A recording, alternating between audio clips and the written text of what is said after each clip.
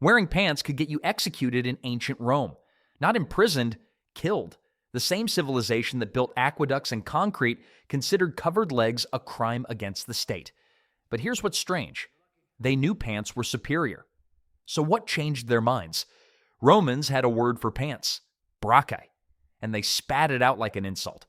To them, trousers weren't just clothing. They were a warning sign, a red flag that screamed, "This person eats raw meat and probably sleeps in a ditch." Gauls wore them, Germans wore them, Persians wore them. You know what all these groups had in common? They were constantly trying to destroy Rome.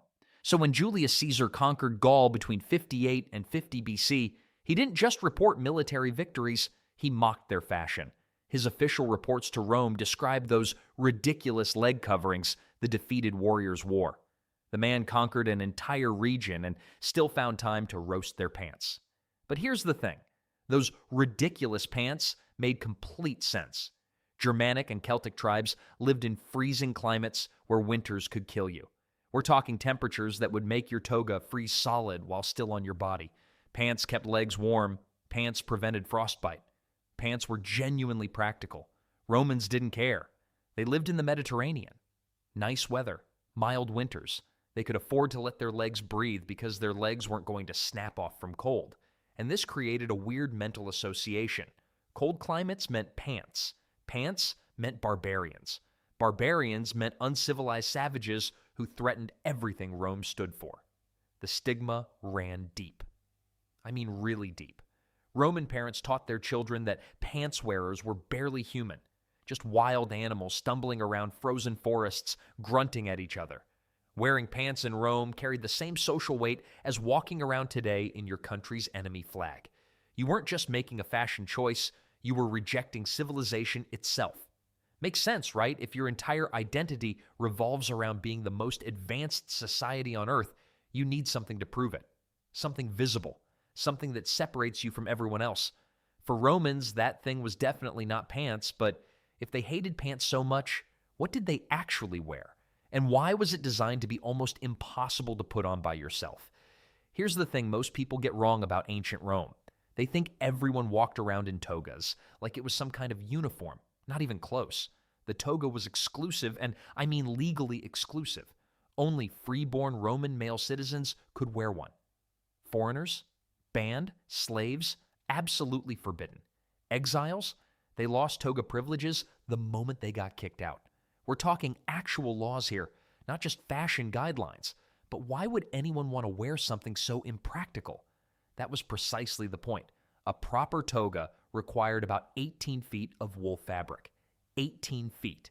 Try wrapping that around yourself correctly without help. You can't. Romans needed slaves to dress them every morning. If you could afford to spend 20 minutes getting wrapped into your outfit, you clearly weren't digging ditches for a living. The toga announced everything about you before you opened your mouth. It functioned like a walking passport. Courts used toga wearing as legal shorthand for citizenship status. No toga, no legal rights, no access to certain public spaces, no voting. Emperor Augustus took this seriously. He actually refused entry to public assemblies for anyone showing up without proper toga attire. Called it the garment of the master race. Subtle guy, that Augustus. And the weight? We're talking 15 to 20 pounds of fabric draped across your body. That's like wearing a medium-sized dog around your shoulders all day. Every gesture, every step, every movement had to be deliberate. One wrong turn and the whole thing unraveled. Romans literally practiced special walking techniques just to keep their outfits intact. Makes you appreciate zippers, doesn't it? The impracticality wasn't a design flaw. It was a feature. Rich Romans wanted everyone to know they could afford to be slowed down by their clothing. Manual labor? Impossible in a toga? Running? Forget it. The toga screamed, "I have servants for that." But here's what made the toga truly fascinating. The construction itself was an art form that took years to master. And the specific way you wore it, that revealed even more about your status. So you've got this massive piece of wool. We're talking about 18 feet of fabric here. Semicircular shape, usually white for regular citizens, purple striped if you were fancy enough to sit in the Senate. Now here's where it gets ridiculous. You'd start by draping one end over your left shoulder, then wrap it around your back. Bring it under your right arm. Throw it over your left shoulder again. Sounds simple enough, right? Wrong. The folding had to be absolutely precise. There was this technique called the sinus that created a pocket in the draping. Romans used it to carry coins, small documents, maybe a snack for later. Basically the ancient equivalent of cargo pants, except 1,000 times more complicated. And you couldn't do this yourself. Seriously, getting dressed took 15 to 20 minutes with a trained slave who knew exactly how each fold needed to fall. I can barely tie a tie without YouTube tutorials. These guys needed professional help just to leave the house. But wait, there's more. The finished toga weighed between 15 and 20 pounds.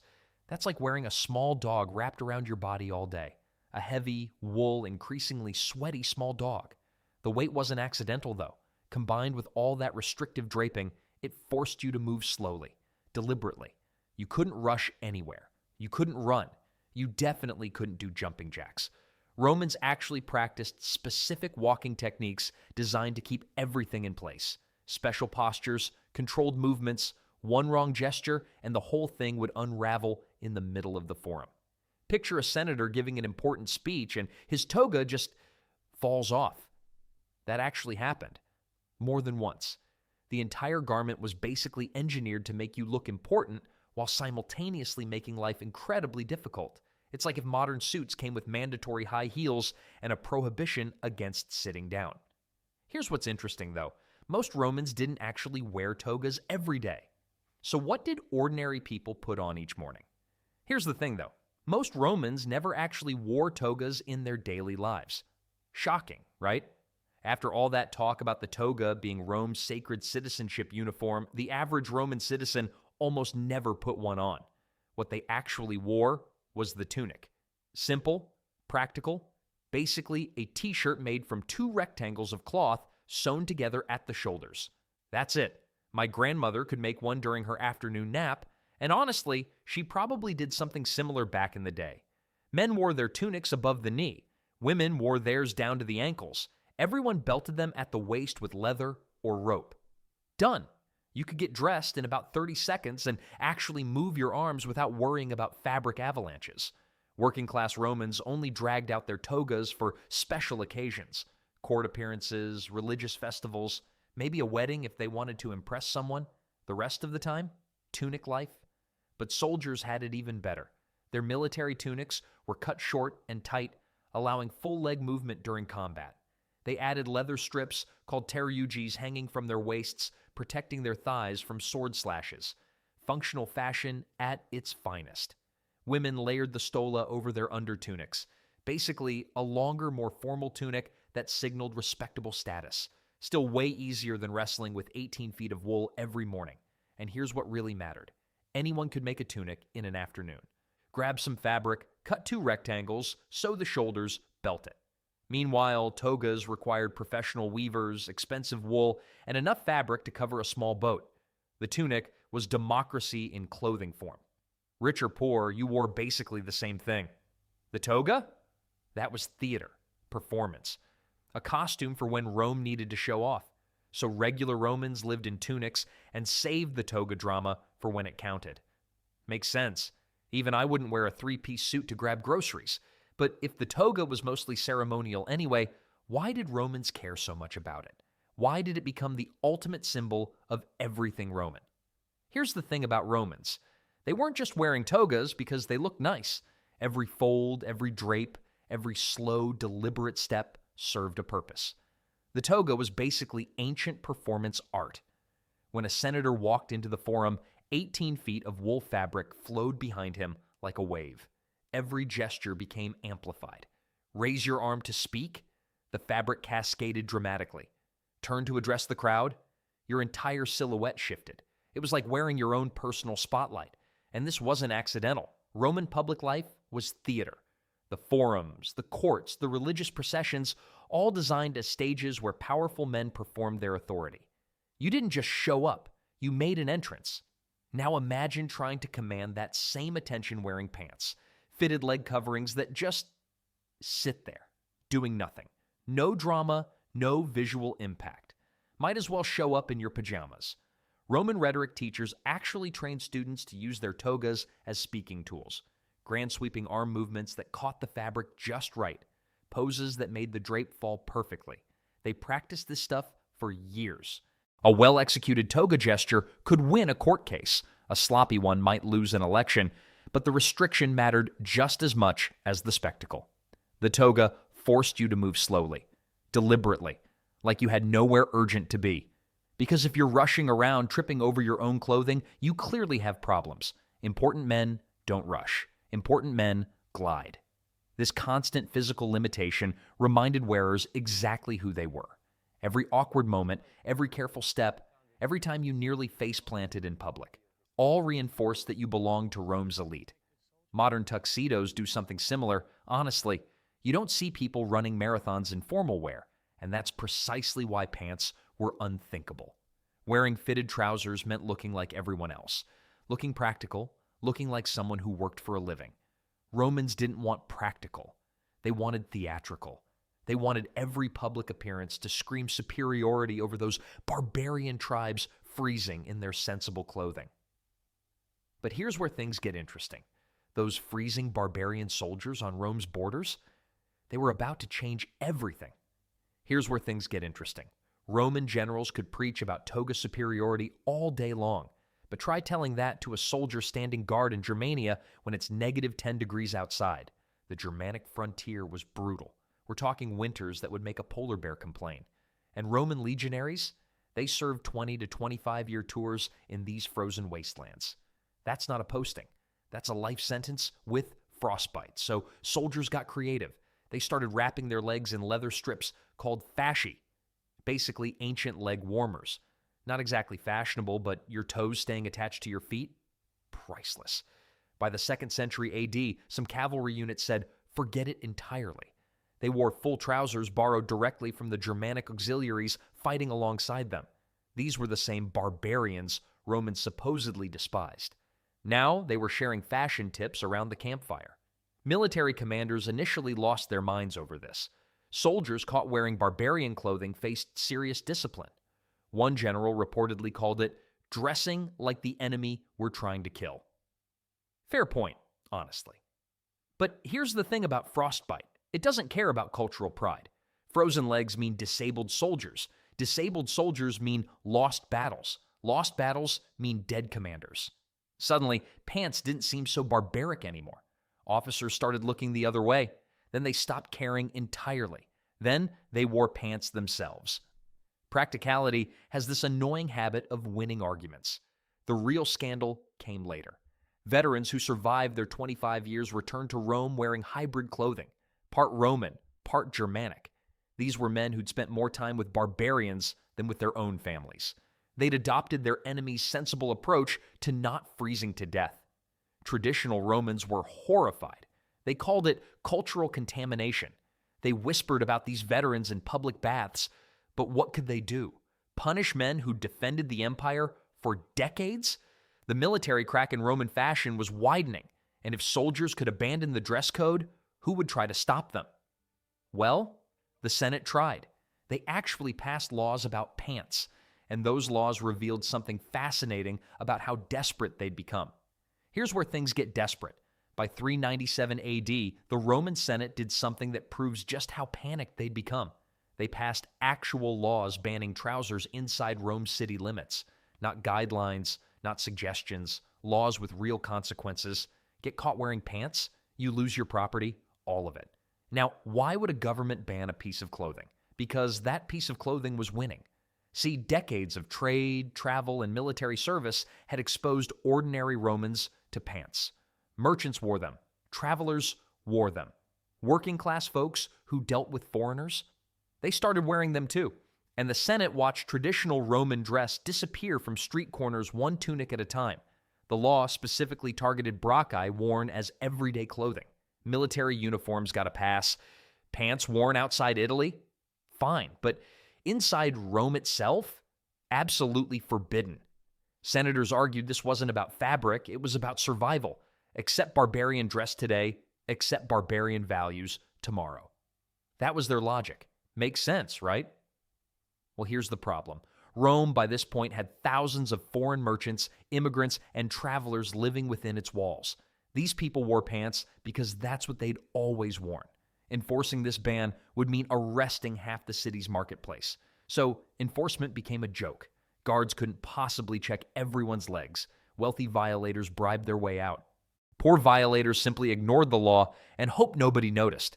I've seen modern cities try to ban certain fashion trends, baseball caps in restaurants, saggy pants in malls.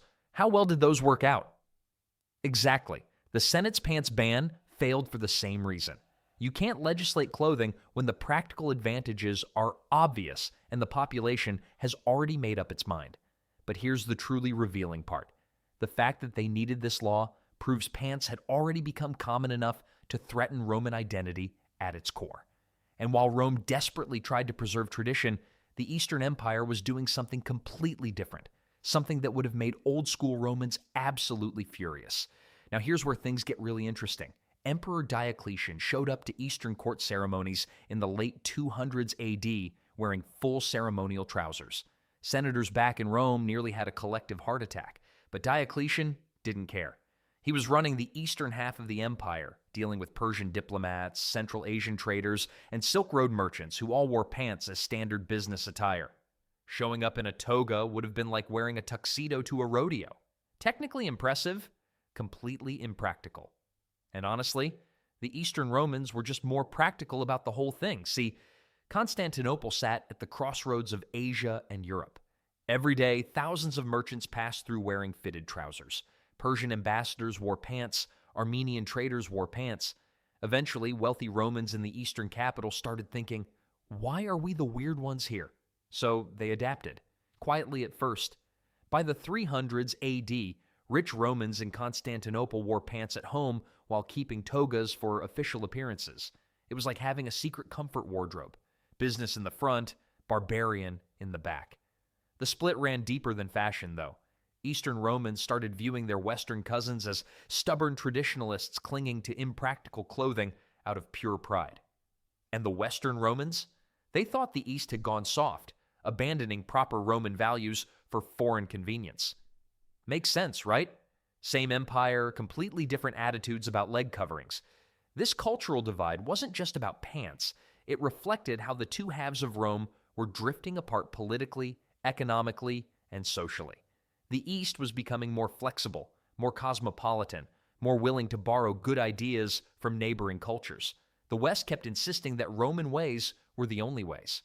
I find it fascinating that you could literally predict the empire's eventual permanent split just by looking at who wore what below the waist. But while the Eastern Romans were quietly modernizing their wardrobes, something was brewing on the Western frontier that would make the whole pants debate irrelevant. Violently irrelevant. 410 AD changed everything. When the Visigoths smashed through Rome's gates, they weren't wearing togas, they were wearing pants. And suddenly, the guys in trousers were the winners. This wasn't some gradual fashion shift, this was conquest. The people Romans had mocked for centuries as barbarians in ridiculous leg coverings were now looting their temples and burning their palaces. Hard to feel superior about your draped wool when someone in fitted trousers is taking your stuff. Here's what happened next. Germanic kings set up shop in former Roman territories. They kept wearing pants.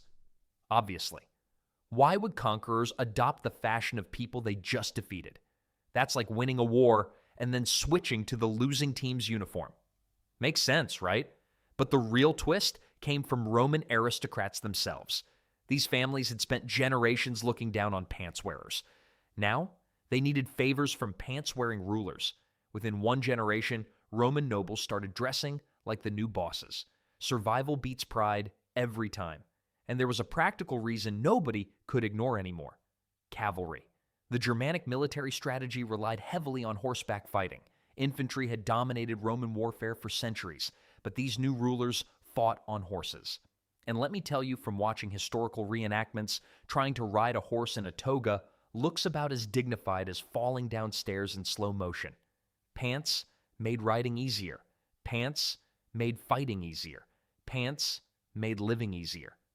The remaining toga wearers started looking like those people who refused to use smartphones. Technically possible, but increasingly weird. By 450 AD, togas had basically vanished from daily life. 800 years of tradition, gone in a few decades. The only places you'd still see that draped silhouette were churches and special ceremonies. The garment that once screamed Roman citizen now whispered out of touch. But here's the strange part.